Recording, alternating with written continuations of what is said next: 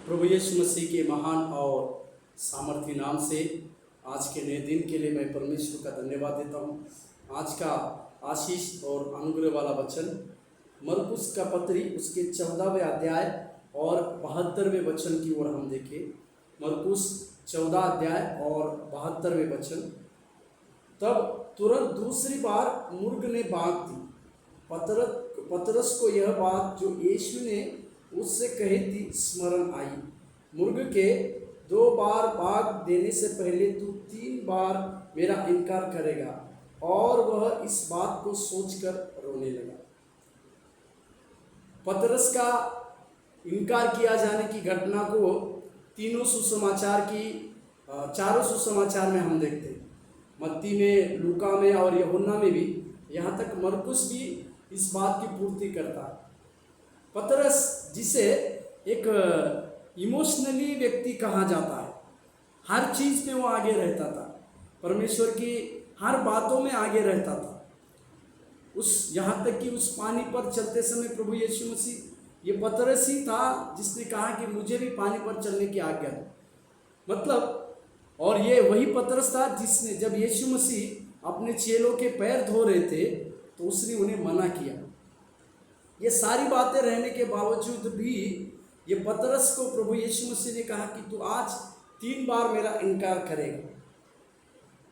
पतरस का इनकार करना, ये इसके विषय में मेरा कुछ आज का वचन नहीं, परंतु उसके आखिरी भाग में जो लिखा हुआ है हम उसकी ओर ध्यान देने की आवश्यकता है। और वह इस बात को सोचकर रोने लगा। जरूर प्रभु यीशु मसीह के साथ मैं मरने तक रहूंगा कह के कहने वाला पतरस आसानी से प्रभु यीशु को इनकार कर रहा है, परंतु जब वो मुर्ग बाग देता है तो पतरस को वो बात यीशु मसीह की याद आती है कि तू आज मेरा 3 बार इनकार करेगा। 3 घटना को मैं आपको आज सवेरे के समय में याद दिलाना चाहता हूँ। सबसे पहली, ये मुर्ग 3 बार बाग देना, मुर्ग का आवाज़ आना। दूसरा पतरस का 3 बार इनकार करना। और तीसरी बात, पतरस का उस बात को सोचकर फूट कर रोने लगा।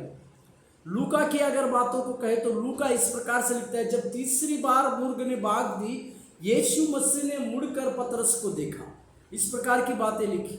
मेरे प्यारो, इंसान गलती के ढांचा का है। हर एक इंसान से गलती होती है, परंतु उस गलती के लिए हम प्रभु के पास किस प्रकार से रिएक्ट करते हैं, इसके ऊपर मेरा आज का विषय है।